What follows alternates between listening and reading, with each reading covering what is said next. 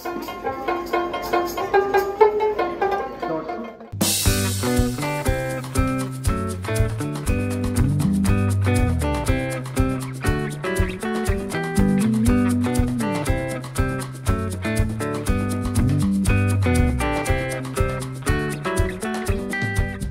Friends, আজকে শনিবার আর আজকের ব্লগটা শুরু করছি আমি।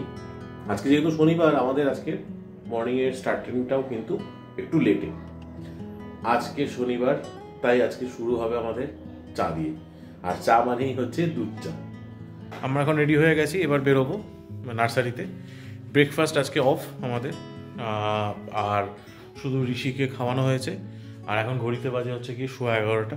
আমরা এখন যাচ্ছি, লেট হয়ে গেছে আমাদের, যেটা হয় মানে ল্যাদ খেতে খেতে লেট। তো যাই হোক, আমাদের প্ল্যান একটু চেঞ্জ হয়েছে। আমরা নার্সারি থেকে আসলাম, মোটামুটি আমরা 3টে নতুন গাছে পটিং করে আনবো, নতুন গাছ, আর 4টে চারা আনবো।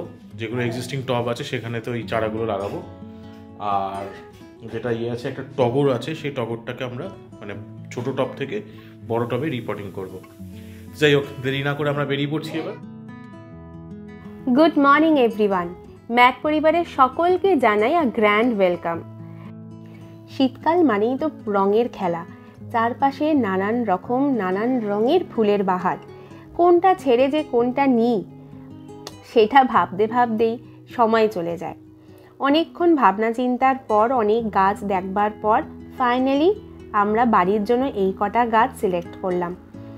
এখানে এই দাদা আমাদের সব কিছু ব্যাগের মধ্যে সুন্দরভাবে সেট করে ভরে দিচ্ছে। চলুন তবে বাড়ি ফেরা যাক। আমরা জাস্ট এসে পৌঁছালাম। এবার আমরা সোজা চলে যাব বারান্দাতে।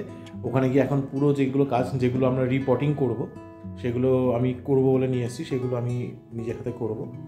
আর যে গাছগুলো নতুন একদম গাছ, সেগুলোকে মানে প্লেস করে দেবো যেখানটা রাখার। এবার কিছু কিছু জায়গায় আজকে যেহেতু শনিবার, আমরা প্রত্যেক শনিবার বা রোববার করে, প্রত্যেক দিন হয় না, মানে মাসে একটা শনিবার রোববার বা 2 মাসে একবার আমরা ওই ইয়েটাতে করি, গাছেতে আমরা মানে ভার্মি কম্পোস্ট বা বোন ডাস্ট এগুলো দিই। তো আজকে আমরা সেই শনিবারে আমরা এটা দেব। এই হচ্ছে 1 ব্যাগ গাছ নিয়ে চলে এসেছি। এবার এখানে বসে কাজ হবে।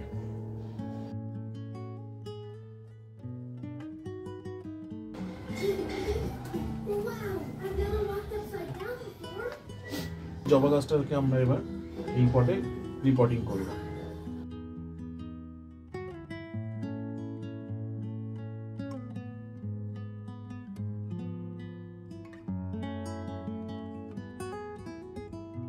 আমার এদিকে গাছের কাজ কমপ্লিট হয়ে গেছে, রিপোর্টিং করে ফেলেছি কমপ্লিট। এবার একটুখানি সার দিয়ে, ওই ভার্মি কম্পোস্ট সার আর কিছু বোন ডাস্ট দিয়ে এবার কাজ আমার কমপ্লিট শেষ হবে। আর আমি নিয়ে এসেছি 2 কাপ চা। ও, সাথে সাথে চা, বেকারি বিস্কিট। দাও তাহলে, হাতটা ধুয়ে আসতে হবে, হাত পুরো একদম নোংরা অবস্থা।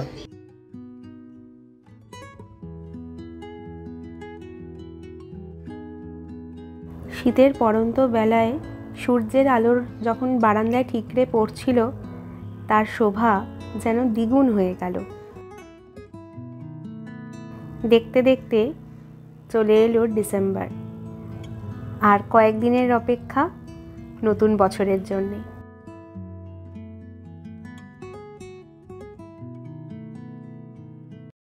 শীতকাল মানেই তো একটু ঘুরু।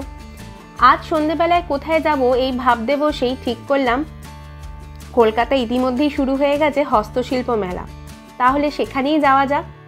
সেই মতন তড়িঘড়ি রেডি হয়ে আমরা বেরিয়ে পড়লাম হস্তশিল্প মেলার জন্য। ঘর সাজাতে কারই বা ভালো লাগে না, আমার তো খুব ভালো লাগে, আর সেই জন্যই হস্তশিল্প মেলাতে যাওয়া।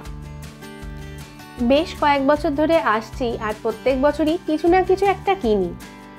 এই বছরও তার ব্যতিক্রম নয়। আগে ভালো করে চারপাশটা আমি আর মৈনা ঘুরে দেখছি, কোথায় কি পাওয়া যাচ্ছে, কীরকম কি রেঞ্জ। গ্রাম বাংলার মানুষের হাতের কাজের সৃষ্টি এত অপূর্ব যে সেটা ভাষায় প্রকাশ করা তো অসম্ভব। হ্যান্ড পেন্টিং থেকে শুরু করে হ্যান্ডমেড জুয়েলারি, সূক্ষ্ম হাতের কাজের তৈরি নানান রকম ঘর সাজাবার জিনিস। এই সমস্ত কিছু দেখতে দেখতে অনেকটা সময় পেরিয়ে গেল ঘুরতেই। কোথায় কী ধরনের স্টল আছে এই সমস্ত।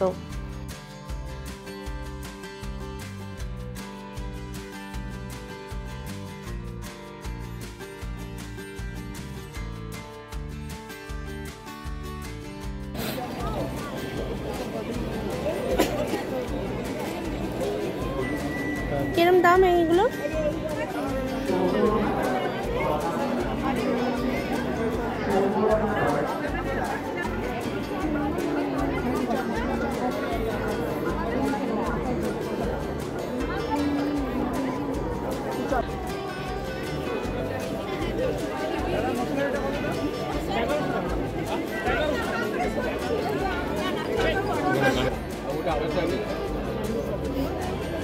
বেতের তৈরি নানান রকম আইটেম এই স্টলটাতে দেখতে পেয়েছিলাম, সেটা বসবার চেয়ার হোক বা মোড়া বা লম্বা ল্যাম্পশেড।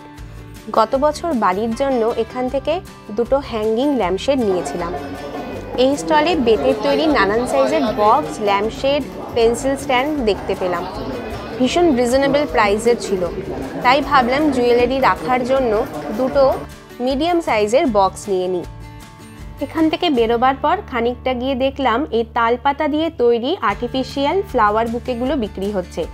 বেশি দাম না, এক একটা বাঞ্চ 50 টাকা করে, এবং দুটো নিলে খানিকটা ডিসকাউন্ট তো হবেই। সেটা অবশ্য ডিপেন্ড করছে কার কতটা বার্গেনিং স্কিল।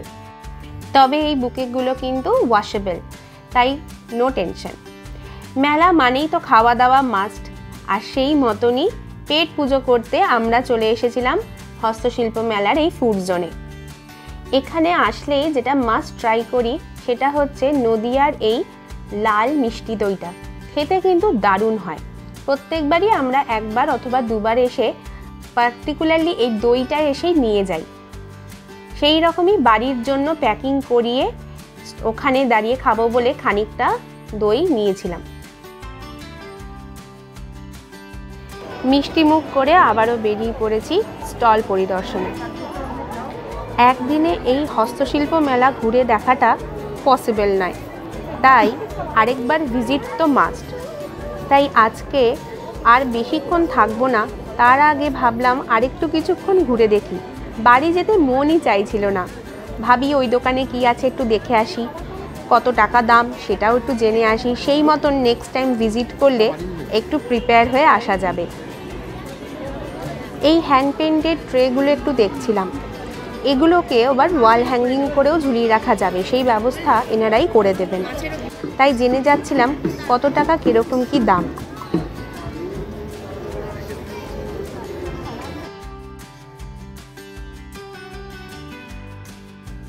কত এগুলো? ওই তো কিউআর কোড আছে। এগুলো 40, এগুলো 50।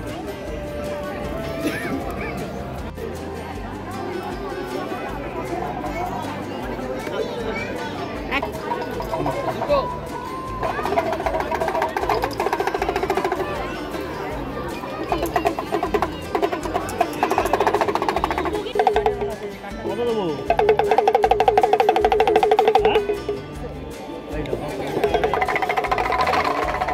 ঘুরতে ঘুরতে একটা স্টলের সন্ধান পেলাম, যেখানে বাটিকের ওপরে কাজ রয়েছে।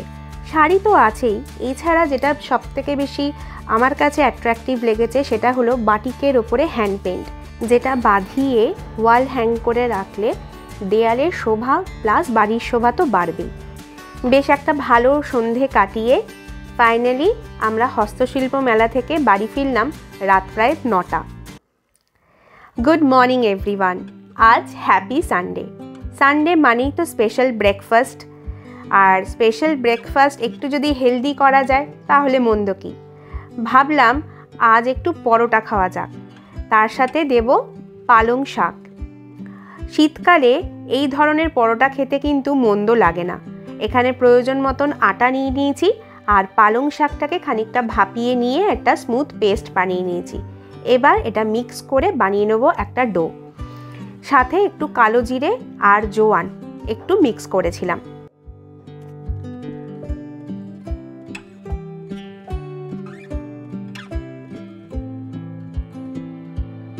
Good morning. আজকে রোববার, আর সকাল সকাল চাটা আমারই দায়িত্ব করার, সেই জন্য সকাল সকাল চা বসিয়ে দিয়েছি।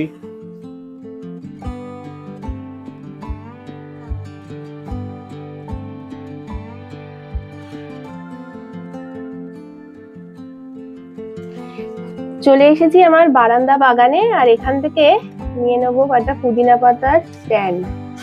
ভাবছি পালং শাক দিয়ে পরোটাটা তো বানাচ্ছি, একটু ধনে পাতা আর পুদিনা পাতা দিয়ে একটু চাটনি বানাবো, সেই জন্য একটু প্রয়োজন মতন পুদিনা পাতা কেটে নিচ্ছি।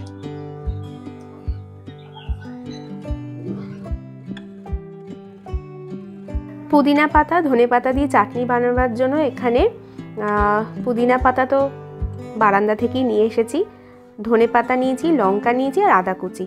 এবার এটা একটা স্মুথ পেস্ট বানিয়ে চাটনি বানিয়ে নেব। আর এখানে আমার আটার ডোটা কিন্তু রেডি। এখানে গরম গরম পরোটা রেডি, সাথে গ্রিন চাটনি। দুর্দান্ত হয়েছিল কিন্তু ব্রেকফাস্টটা। শীতকালে কিন্তু পরোটা খাওয়ার একটা চল থাকেই, সেটা মেথি পরোটাই হোক বা পালং শাকের পরোটাই হোক, দারুণ লাগে কিন্তু খেতে। এখন বেলা প্রায় 11টার মতন, আর এই শীতের হালকা রোদে বসে পেয়ারা মাখা খেতে কি দারুণ লাগে, তাই না? এই ঝাল ঝাল পেয়ারা মাখা খেতে খেতে আজকের ব্লগটা এই পর্যন্তই। দেখা হচ্ছে নেক্সট একটা ব্লগে। টিল দেন ভালো থাকবেন, সুস্থ থাকবেন, আর অবশ্যই কমেন্টে জানাবেন আজকের ব্লগটা কেমন লাগলো। দেখা হচ্ছে নেক্সট ব্লগে। Till then bye by.